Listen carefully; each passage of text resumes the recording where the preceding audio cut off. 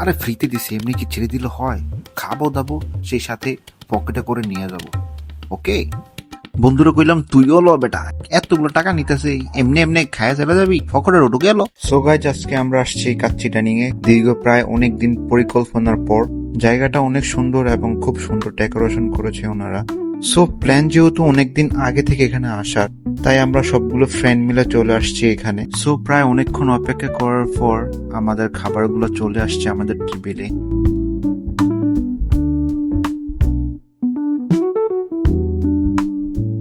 At last আমার খাবারটা চলে আসছে আমার টেবিলে, দেখতে পাচ্ছেন কতটা ইয়াম্মি লাগতেছে।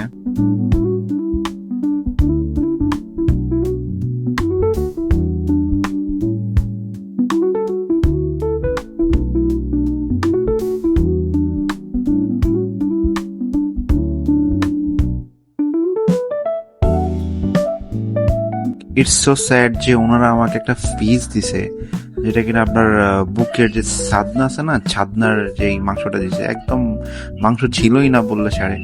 আর আরেকটা পিস দিল আপনার পায়ের, মানে পায়ে যেটা বলে আপনার পায়ের যে মাংসটা, ওখান দিয়ে দিয়েছিল। তবে টেস্ট অনেক অসাধারণ ছিল সেই, যদিও ওনারা কোনো টেস্ট তেমন কম্প্রোমাইজ করে নাই। আর আলু দিছে এক পিস, যদিও এক পিস আলু তো হয় না কাচ্চির সাথে।